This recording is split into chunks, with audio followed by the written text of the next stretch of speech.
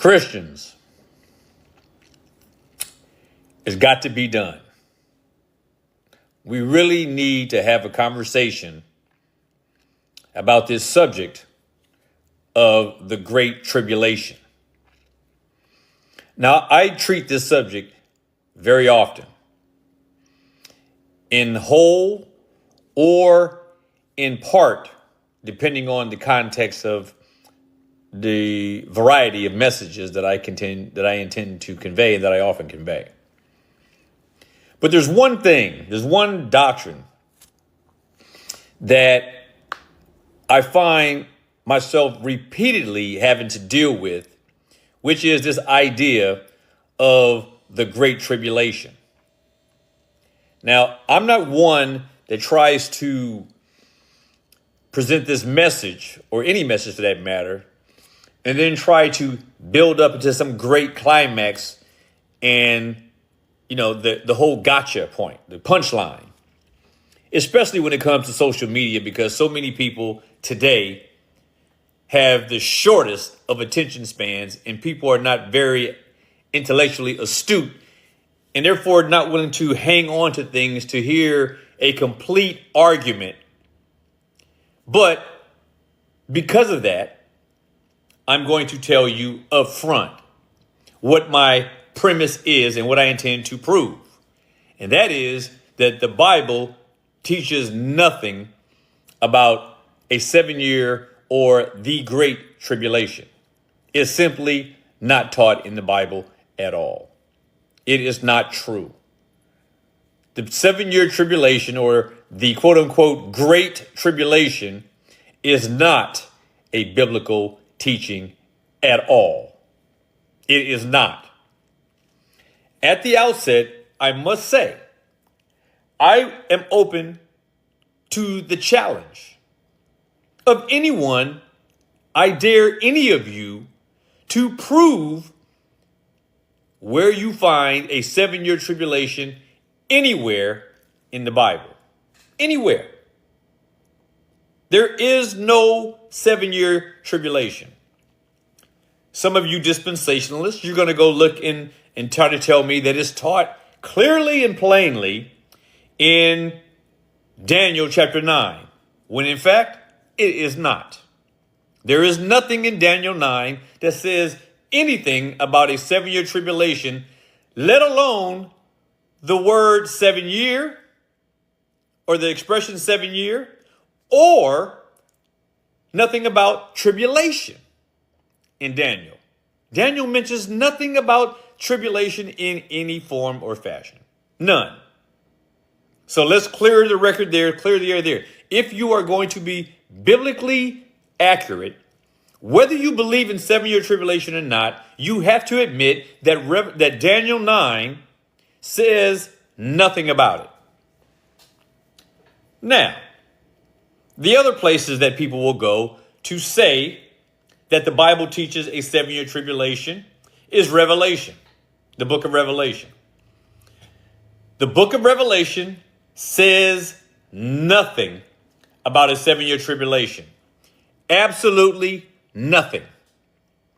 There is no 7-year tribulation or the Great Tribulation mentioned anywhere in the book of Revelation.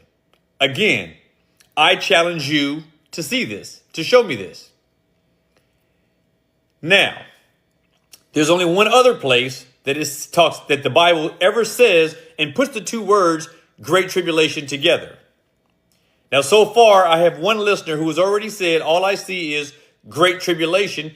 And he actually says, all I see is Great Tribulation. But what is interesting is that what he does and what other people do is they capitalize great, and they insinuate that this Great Tribulation is a proper term or a proper expression, when in fact the Bible doesn't say that. So when you see Great Tribulation in the Bible, you do see it once in Matthew 24. And what it says is Great Tribulation. In other words, intense tribulation. That's what it means. Intense tribulation. It doesn't mean a period of time that is specified as the Great Tribulation. To that, I must say that when the Bible says in Matthew 24:21, for then shall be great tribulation, the definite article is not there. In other words, you don't see the Great Tribulation. All you see is great tribulation in Matthew 24. Xavier, you see that? There is only great tribulation. And there is no definite article. And great tribulation there, great is an adjective describing the tribulation. In other words, it is describing tribulation as being great or intense. In other words, this is going to be a high level or a high degree of tribulation. It is not talking about a specific carved out 7-year specified properly as the Great Tribulation. It is not there in the Bible. Again, Christians, please listen to me, because I'm not trying to just be argumentative and trying to just be the cause of this great debate and disruption. What I want to do is to prove one point, is that even if you disagree with everything that I'm saying and that I'm about to say, what I'm hoping you are willing to admit as serious Christians and serious students of the Word of God, you have to admit this. The Bible never says anything about a 7-year tribulation anywhere. The Bible never says the Great Tribulation anywhere. So, like my friend File Note Not Found says, is telling me to just stop. No, you just stop. Because what I can't stand to hear people do, like this person, is this. People love to say, you're wrong, stop saying it, that's not true, but never do these people tell me I'm wrong. So if you're going to tell me to stop, tell me why, or be quiet. Because more often than not, most of you who talk about this subject have no idea what you're talking about, but you love to go on and tell people they're wrong about things. So I have no problem carrying on. This is what I love about social media, for instance, as opposed to the pulpit. Because here, as far as I'm concerned, I'm on the street. On the street. I don't have to be pulpit correct. I can tell you straight the way that it is. And I can offer you the opportunity to be straight with me. So if I'm wrong, show me where and how. But you won't be able to do it because it's not there. And I've had this challenge for over 35 years, and no one has been able to do it, and they can't, and they won't even try. But let's take a look at one of the most prominent passages, which is the only passage that mentions great tribulation, and that is in Matthew chapter 24. And in Matthew chapter 24, starting at verse 15, Christ says, when you therefore see the abomination of desolation spoken of by Daniel the prophet standing in the holy place, whoever reads, let him understand. Then let them which be in Judea flee into the mountains. Let him which is on the housetop not come down to take anything out of his house. Neither let him which is in the field return back to take his clothes. And woe unto them that are with children or pregnant, and to them that give suck in those days. But pray that your flight be not in the winter, neither on the Sabbath day. Here it is, verse 21. For then shall be great tribulation, such as was not since the beginning of the world to this time. No, nor ever shall be. In other words, in terms of intensity, this tribulation will be the greatest that the world has ever known. And so what I am positing to you is that what Jesus is talking about has already taken place.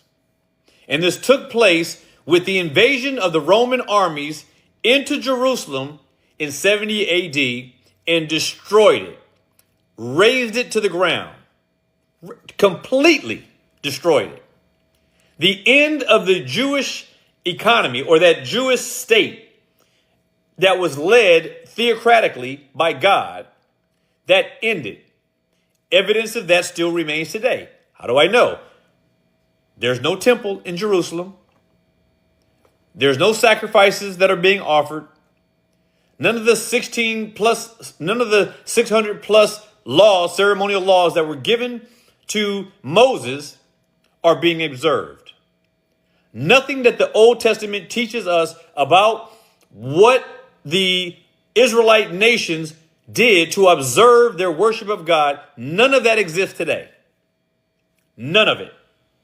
It is all gone. All of that was destroyed. So when you see in when you see in Matthew 24 verse 15, Jesus says, when you therefore see the abomination of desolation, spoken by Daniel, standing in the holy place, whosoever reads, let him understand. So Christ is saying this, that the abomination of desolation is coming. And he tells the people that he's talking to at that day, when he's speaking here in Matthew 24, he says to them, those people then yet alive, his people, he tells them, when you see the abomination of desolation.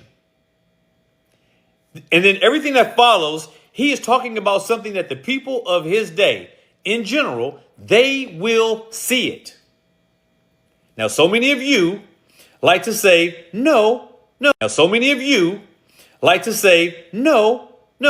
What Daniel spoke about skips over what the people of Israel's day did see, skips over that, doesn't acknowledge that, and goes beyond that to a day where most of you say Christians won't even be here because of a pre-tribulation rapture, which makes no sense.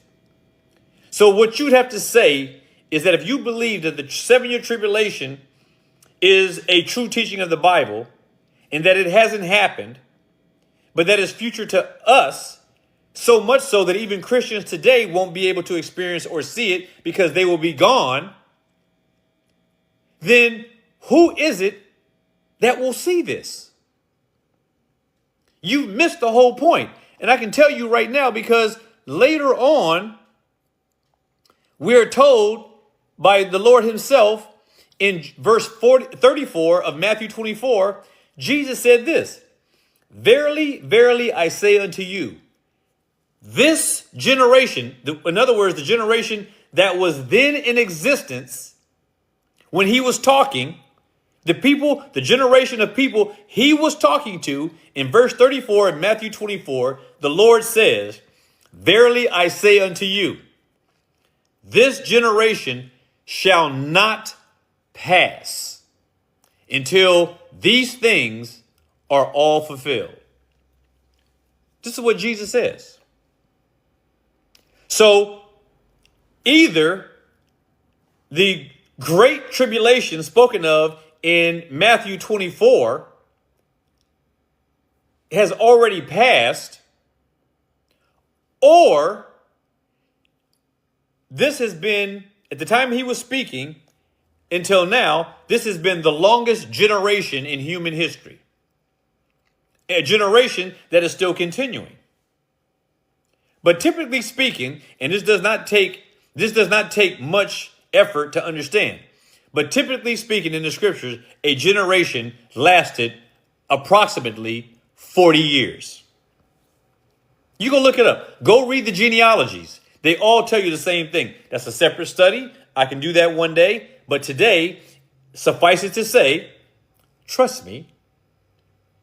Trust your own eyes when you read the scriptures, that a generation is approximately 40 years. Jesus was 33 and some odd months on earth, or when he died. He left and ascended to heaven sometime after 33 years of age, approximately 3.5 years, which is midway into Daniel's 70th week. A week of years in Daniel's prophecy in chapter 9 was 7 years. Do you believe it was a coincidence that Jesus Christ started his ministry at the age of 30 and then died and resurrected right around 33.5 years on earth? Meaning that from the time he began his ministry, when he was baptized by John the Baptist, till the time he died and ascended, was 3.5 years. 3.5 years. Which corresponds perfectly to the dispensationalist perspective of the first 3.5 years of the so-called 7-year tribulation period. But no, you skip the ministry of Christ. You skip that in your view of eschatology. You skip that view and you say, no, that corresponds to a 7-year tribulation that is going to be in the future, and that will happen when Christians aren't even here anymore. But Jesus, when he was telling the people of Israel, when he was preaching in Matthew 24, he tells them that you are the generation that is going to see the abomination of desolation, or the abomination that makes desolate. What is it? What is the abomination that makes desolate? It is the Roman Gentile armies going in to the temple in Jerusalem and destroying it.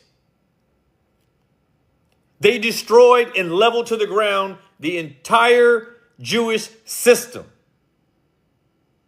Destroyed. All the genealogies, all of the pedigrees, all of the genealogies that talk about who belongs to which family. This is why the Bible, this is why no one can say that they belong to any tribe of Israel. No one. No one can tell you that they belong to the tribe of Judah or Dan or Naphtali or Benjamin or Manasseh. No one on earth can say that they belong to any tribe of Israel. No one. Why? Because the Romans went in there and destroyed it. Now, remember, I told you that a generation is 40 years. And Jesus said that this tribulation spoken of in Matthew 24, verse 21, Jesus said in verse 34 that this is the generation that would see these things happen. And that means that sometime after he says that, within a 40-year period, the fulfillment of this tribulation would take place. Now, think about this for a second if you're paying attention. And I'm talking about the real students of the word, the people that really love the word of God. Challenge me, consider me wrong, and test what I'm saying and see whether it's true or not. Jesus began his ministry at 30 years old. 70 AD was when the Roman armies went in and destroyed Jerusalem and dispersed all of the Jews who were dispersed all over the world. You mean to tell me you think it's purely a coincidence, a coinky-dink, that Jesus began his ministry at 30 years of age, and then exactly 40 years later, a generation, the Roman Empire and the Roman armies come into Jerusalem and level it to the ground? The temple, the worship, the sacrifices, everything, and disperse the Jews all over the world, which has not changed since then. Think about it. Do you think it's a coincidence that the first 3.5 years of your so-called 7-year tribulation corresponds exactly to the 3.5 years that Christ was on earth? I mean, that began his ministry from 30 to 33 and however, whatever months went by, approximately 3.5 years. Jesus' ministry was 3.5 years. Now, those of you who are dispensationalists, you say that your 7-year tribulation period, the first part of it is 3.5 years, 42 months. And you say that first 3.5 years was a time of peace. Jesus Christ was the Prince of Peace, and he preached his gospel of peace from 30 years old to 33.5 years old, 42 months. Do you think that was a coincidence? And then we have to understand that, again, that generation, Jesus himself said they would see these things all happening. So now, if you go back to Matthew 24, it says that when you see, he tells the people of Israel, he says that when you see the abomination of desolation spoken of by Daniel standing in the holy place. What is the holy place? The temple of God. The holy place is the temple of God. And he tells them that you're going to see in your generation the Roman armies, the Gentile armies, storm the temple in Jerusalem, the most holy place, and they're going to destroy it. And he says that when they come in and you see them in the temple, the abomination of desolation, which is the abomination that makes desolate or that makes empty or that desecrates. He says in verse 16, then let them which be in Judea flee into the mountains. Now, how would they flee into the mountains if the abomination of desolation had taken place? Where do they find the time? He says, let them which are in Judea flee to the mountains. Let them who are on the housetops not come down to take anything out of his house. Neither let him which is in the field turn back and take his clothes. Woe unto them who are pregnant. Woe unto them who have young babies that they're giving suck to, that they're nursing. And he says to pray that your flight be not in the winter, neither on the Sabbath day. Because what he's telling them is this. He's warning them. He's saying, listen, when you see the abomination of desolation come into Jerusalem and enter to the temple and abominably making desolate the temple or desecrating it, when you see that happening and they desecrate it by their simple presence and entrance into, it wasn't holy to the Roman Empire, to the Roman armies. But the abomination of desolation was the Romans going into the physical temple of Jerusalem and destroying it. And in case you don't know, if you haven't read The Wars of the Jews by Josephus, you will know that over 1 million Jews were killed. Over 1 million Jews were killed. The Romans weren't playing. But here's the reason why people were able to flee. Because Vespasian, the Roman general Vespasian, you can look all this up, Vespasian. Vespasian was the one that Rome sent in to destroy Jerusalem. But at some point along the way, he made it to Jerusalem, and then he was recalled back to Rome. But Rome didn't want the campaign to stop, but they wanted Vespasian back.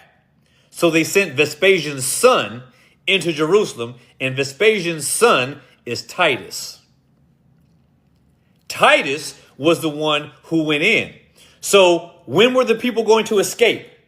They escaped when Vespasian did a U-turn to head back.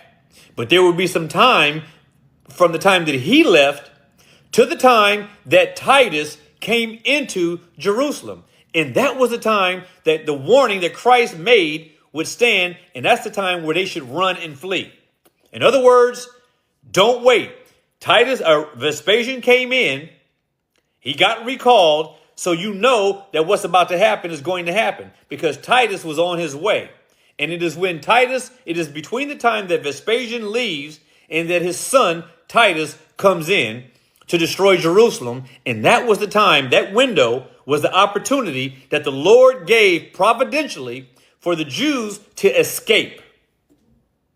And so he says, at this point, when you see this happen, when you see Vespasian come in, he turns around and leaves.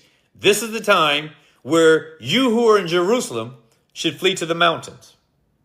When you who are in your housetops should come down and don't take anything out of your house and leave. If you are in the field, don't come back into the city to get your clothes and your things and your photo albums and whatnot. Get out. If you're in the field, don't return to take your clothes. And he says, but woe unto you who are with children and give suck in those days, or nursing your children. Pray that your flight be not in the winter or neither on the Sabbath day. Women were going to have a hard time, and people that had children, young children, were going to have a hard time because it is hard to try to take your children and get out of town before the Romans come in and start killing people, which is what was going to happen and which is what did happen. So he says, pray that your flight be not in the winter because that is also going to be a time where it's cold and it's just harder to get out. And then he says this, because at this time, because he's telling them, when you see this happen, get out of Dodge immediately. Don't look back like he told Lot's wife. Don't look back. Don't go get your clothes. Don't get your stuff. Don't get your tent. Don't pack your jewelry. Don't do any of that. When you see the Roman armies come into Jerusalem, leave. Immediately leave. All right? And then he tells them why. Why should you leave with such haste? Why should you leave with such urgency? He says, because then there shall be great tribulation, such as was not since the beginning of the world until this time, nor shall ever be. This is what Christ is saying. This is talking about something that is historical and that has already happened. And the Roman armies went into Jerusalem and decimated it. And all those people who either didn't leave or who didn't get away. You know, let me give you an example. In our country, here in America, like all other countries, we can experience some very tragic times, especially when it comes to the weather. Hurricanes and tsunamis and all these kinds of things that take place. In America, we have hurricanes and we have earthquakes and whatnot. And so often, and I know because I used to live in Florida. And one of the things that always happens, particularly in Florida, is that people, when a severe storm front is coming in that has the potential to be seriously destructive, tornadoes as well, you hear the news people telling everyone to get out. Leave. Leave. Get away from here because it is going to be destructive. What do people always do?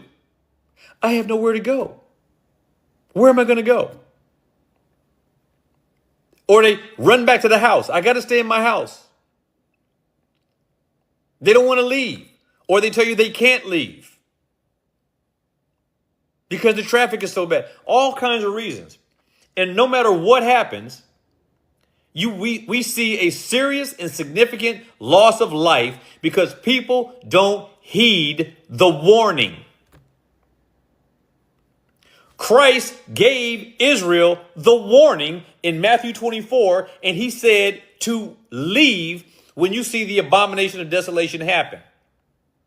And not only did he warn them, but he says, listen, I'm going to providentially give you a warning so that you understand that when they get there, I'm not going to let them to destroy you immediately. I'm going to have the first general turn around and leave so that you have a window of opportunity before they send his son in, Titus. So providentially, Christ gave them the perfect way out. And yet over 1 million Jews were killed by the Roman armies that went in spite of this warning that we see here in Matthew 24. And this whole scenario is a scenario that so many of you are saying never happened. Well, let me clear that up. I apologize for that. You don't say that never happened, but you say that this great tribulation that is spoken of here is going to happen in the future. But you deny